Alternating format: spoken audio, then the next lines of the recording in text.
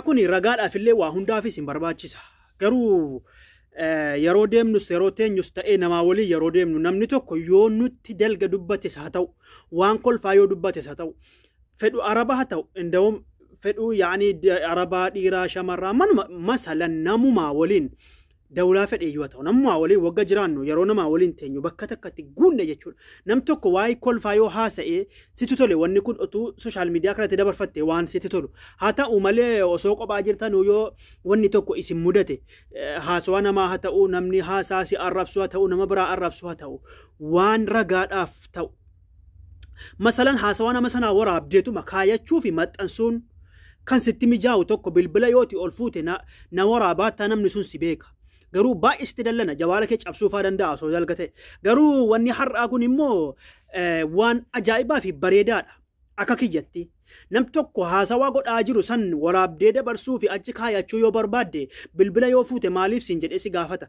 Garuu immoo bilbila kiisa keenya abadaniin dhibuu kiisuma keessatti taa'ee sagalee nama xirritti qulqulleessee waraabee jechuudha osoo nam takka hin beekin. Yoo gara aappichaatti deebine mee aappicha basiidha xiqqoodhatti fayyadamuunsaa. Garuu viidiyoo kiyya kana mee sirriitti hubadhaati. Akkaataan itti fayyadama isaa xiqqoodha pilaastora keessa. Aappii kana telegiraama kiyya jalaa isin argattanii telegiraama kiyya yoo shaafeettanis liinkii isaa yuutuubiin jalaa yoo qabattanis ni hidhattani. Garuma feetanii hidhattanii argachuu hin dandeessanii telegiraama kiyya. Dibkirishinii jala isiniin kaa'aa dibkirishinii viidiyoo kanaa jalas gadi maxxananii barreeffama gadi xuxxanii buufattani. Abbaan barbaadanis immoo kunoo asii pilaastora jalaa buufachuu hin dandeessanii amma naaf bu'ee haa xumuramu keesseen isin agarsiisa. Amma naaf bu'ee xumuramee jira jechuudha. Aappiin kuni oppiin godheen seenaa ammaan oppiin godheen seenaa walumaan laalla namoonni tokko tokko banuu irratti isin rakkisa. Kanaafuu mee ittuma seennaa ayyama kenninaa fi isa gararree xuxxanii alloo jechuudha ayyuma kennitanii. Akkanatti isiniif fida aappiin kun. Ifa isiniif ta'a yoo akkanatti isiniif fide nuun dalagu hin jedhinaa. Ankootis akkuma kanatti fida. Ifa isiniif ta'a bakka waraabu kana isin agarsiisuu baatu asirratti hin dhiphatina. Asirratti nuuf hin dalagu jettanii tarii dhiphachuu keessantu mala. Ifa isiniif ta'a miti barumsi kiyya isiniif gala miti. Isini kanuma gaccuqaastan zimmeettanii bakka inni isin geessu ilaalaa. Amma asirratti ani sagalee wayii waraabeen ture isa sagalecha kana dhiiftaniiti asirratti gama jalaa kana akkana cuqaaftani alloo gootani ammas kanuma cuqaaftani isin mijattanii isin mee qoyaa sagalee kana anamma tolfadhee bareeffadheen jira waan ta'e nan gubeen dhufame. Aappiin kun iddoo akkanaa kana isin fidaa iddoo akkanaa kana namni wallaalee hin jiru faal manaajerii keessa fakkeenyaaf wantichi asilaa kunoo bakki inni isin fidu asi kunoo aappii kana argattan miti.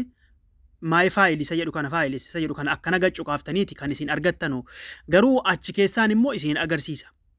Aappichi akkeessa gara sanaani akkeessa isin fidaara jechuudha. Ifa isiniif ta'a barumsi kiyya kun. Ifa isiniif galee ani immoo gabaabinuma takka isin argattanu isin godhaa. Aappicha keessa amma sagalee waraabuufi. Aappicha yoo inni oon gochuu isin barbaade aappiin kun akkuma isin agartanu lama ta'eeti bu'a. Isiniif gara lama ta'ee bu'a garuu tokko buufattanii miti asirratti lama ta'a. Kanas hin dhiphatinaa.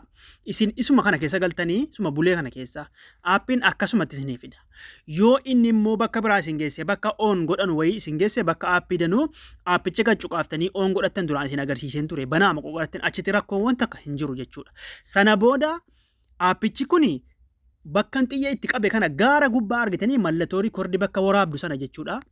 Bakka sa'aatii kiyyaa kana. Achitti ol isiniif baha jechuudha. Yoo bakka isin geesse sana oon gootanii. Kaleessan oon godhee kanattuyyee asna fiduu didamee isin agarsiisa. Bakka aappiin danuun jiru akkanaa isin fidee isin immoo aappicha akkas barbaaddanii gizee inni isin fide inniyyuu bakka aappichaa isin geessa. Aappicha keessaa akkas barbaaddaniitiyyee dhiifama garuu minan laala. Aappicha keessaa akkana barbaaddanii gadi xuxxanii aappicha fakkeenyaaf akkana xuxxanii kun garuu sitin geessetti isin agarsiisaara. Gaara gubbaa kanatti banaa godhattanii isin. Fakkeenyaaf asirratti notification as isin fidanne aappichi inni kun cufaa ture gaara gubbaarraa baddee jirti amma wantattiin. Bakka xiyyeetti qabe gaara gubbaarraa baddee jirti. Isin immoo asitti show notificationiin kun yoo banaa isinii ta'e akka gaara gubbaatti isiniif bahuuf jecha ayyama isin gaafata. Isin kanaafuu isin fida inni yoo as isin fida isi kana banaa gootani gaara gubbaatti baate jirti jechuudha mallattoo waraabdu sun. Ifa isiniif ta'a. Sana booda kun ifa isiniif ta'eera jedhee yaada mee aappii keessa galeen isin agarsiisa. Akka isiniif galuu jedhetanii itti isin mara aappicha keessa yoo galtanii haaluma kanaan isiniif fida. Isin haala kanaan isiniif fidu inni dhiphinaati asuma gattuqaa. Sana booda wagga inni akkanatti isiniif fide an tokko waraabeen qabaa.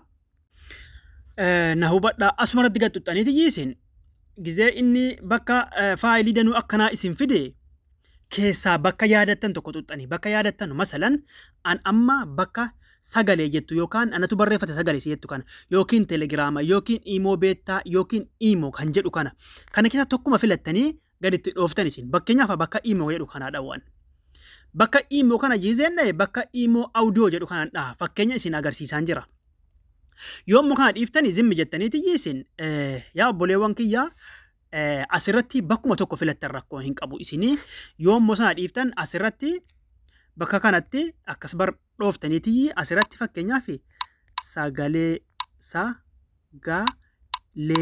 amma sagaleen jedha onneen bira buusa akka ninaaf galu yookiin mallattoo kana bira buusa akka ninaaf galuufi sana booda okkeen itti godha amma wanni immoo waraabu akkeessa seena bakka isin baafattan immoo isin agarsiisa.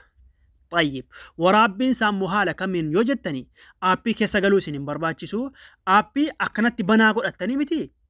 Akkanatti banaa godhattan aappii oon godhattanii miti kun akkasumatti dhiiftan obboleewwan keenya na hubadhaa asirratti bakka laawundi yookaan saawundis yookiin sagalee bilbila keessanii ol qabdanu sagalee bilbilaa fakkeenyaaf isii gama cinaa kana agartanii kan bilbila ol qabaaru kana amma waraabaara jechuudha dhiifama amma okkeettiin godhuanii amma gaa asirratti gizee keessaa baatanii jettanii isin bas bilbila kiisaa qabdani bakka sagalee ol qabanu ifa isiniif ta'a bakka sagalee ol qabanu bilbila keessan gizee namaan haasoftanu gama harka cinaa harka mirgaa isa olii gizee sagalee waraabuudha jettan kiisa keessan keessa jira bilbilli fakkeenyaaf sagalee waraabuuf isin sagalee namaa bakka biraa jirtan ta'u isin keessan jirtanu bakkicha aappicha keessa banuu isin barbaachisu bilbilli isin kaameeraa duddubbatti deebisan bilbila biraa irratti isin agarsiisa isiniif gala jedhee yaada bakka sagalee ol qabanu isa olii isa gadi qabanuuf isa gadi qabanuuf ol qabanu namni kamiyyuu ni beeka. Isa sagalee ol qabanuu yeroo sadi tuqxani amma yoon sagalee waraabe'an hin dhagahamu garuu waraabeen isin agarsiisa sagaleen kiyya isinitti hin dhagahamu hammana waraabaa isa sagalee ol qabu bilbila keenya kiisa keessa jira sagalee namaa waraabuuf miti isa sagalee ol qabu gizee sadi qaxxi goona wal duukaa gizee sadi qaxxi goona ifa isiniif ta'a isiniif gala gizee sadi godheetan isin agarsiisa sagaleen kiyya hin dhaabbata garuu haa waraabu mee.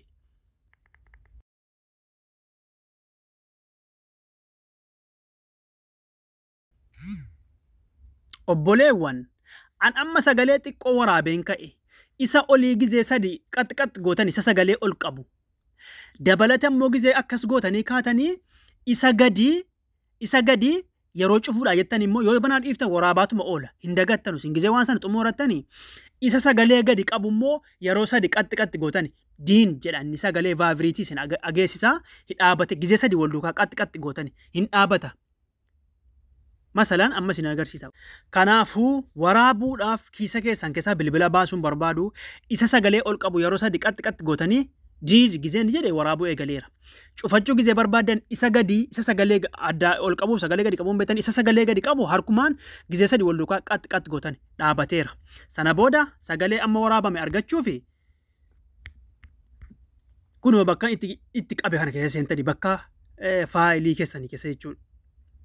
Akkas wagga gaccu qaasne amma akkaanti nuu dhufa jechuudha akkas gaccu qaamna isin gizee akkana gaccu qaaftane bakka biraan dhaxxanu bakka audio jedhu kana rukuttan akka itti akkatu isinii fidu audio isin rukuttani sana booda ansida sagalee jedhee barreeffadheera miti as keessa naa dhufa kunoo sagalee kana hundanatu waraabee ka'e garuu amma isin dhageessu ton bane ifa isiniif ta'a sagalee kana hunda dhageessu jechuudha amma natu waraabee ka'e amma yoommoo sagalee kana barreeffachuu sila wallaaltanii dagattanoo akkeessa barbaadan yoo sila telegiraama irratti gootan yoo sila waastaappii irratti yoo sila iimoo irratti achi keessaa isin agarsiisan jira bakka itti gootanu jechuudha ifa isiniif ta'a as dhuftaniituma akkan isin cinqina sagalee keessan booda baafachuu asii kana rukuttanii bakka audio jedhu kana rukuttanii san booda kana keessa yoo sila barreeffattan immoo caalaadha jechuun qaxxixaa argattu jechuudha bakka itti barreeffatan isiniif galcheen jira obboleewwan namni viidiyoo kiyya ilaale kamiyyuu ni galaaf jechuudha barnoonni kiyya asirratti isin akkanatti isinii fidee jira isin immoo sagaleen kun asirratti dhaggeeffachuu isin dandeessanii an kun sagalee jedhee barreeffadhe bicaanaa kaa'ee jira jechuudha gaara gubbaatti ifa isiniif ta'a obboleewwan kiyya kanaafuu isini akkanatti wagga isin kuno bakka sagalee jedhu boo'icha kana barreeffadheen jira kana keessaa isin bakka feetan irratti godhattani ifa isiniif ta'a yookiin immoo barreeffachuu barbaadan kana barreeffattanii yookiin onnee qofa godhattanii akka inni bakka sana yaadattanuuf isiniin jedha obboleewwan kiyyaa bakka telegiraamaa fi diiskiripshinii buufattanii barnoonni kiyya kun dhibbatti ifa isiniif ta'a jedhee yaada namni viidiyoo kiyya dhaggeeffate iyyuu akka waa hunda baruun fedha galatoomaa ulfaadhaa nagaannaa jiraadha